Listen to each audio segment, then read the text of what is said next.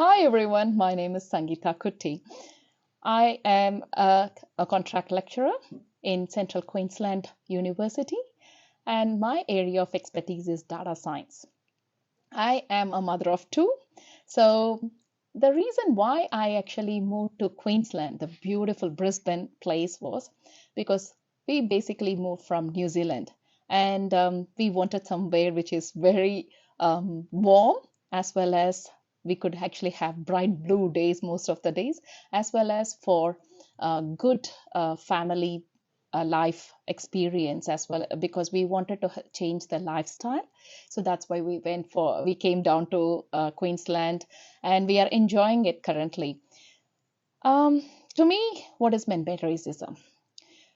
For me, I did not have too much experience with it. However, I have faced subtle racism while I was especially during my initial years.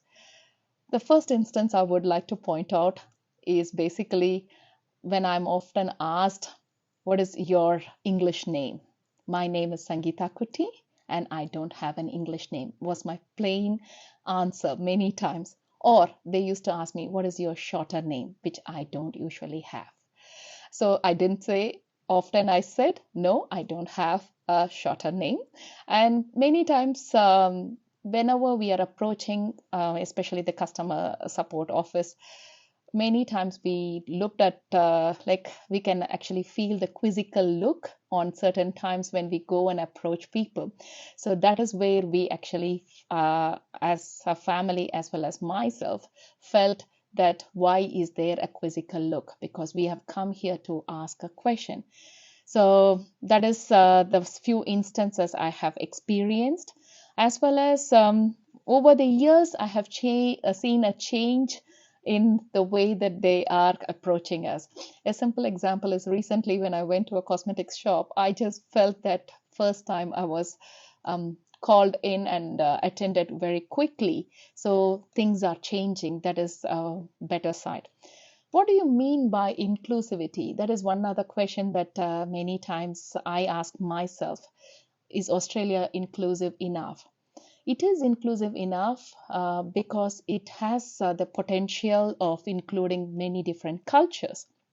So, for instance, every week we see some festivals happening, and we see not only the same group of people attending, it is a cultural diversity that we can see in the attendance, as well as whenever there is an event, it is not just like one set of people attending.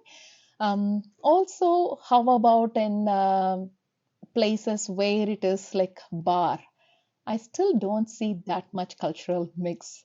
So often you are like, you can count how many people are there just with your, but counting is not a good idea, but you can actually visually see that people are very less in certain places. So we have to actually have a culture which is quite inclusive.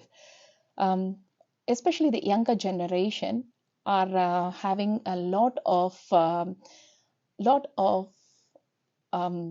of opportunities, especially my child, who was selected as the Lord Mayor's Youth Advisory Counselor and was asked to represent her school. It was a delight for us because they come with values so as the citizens. And she was born in Australia, so I don't see any difference.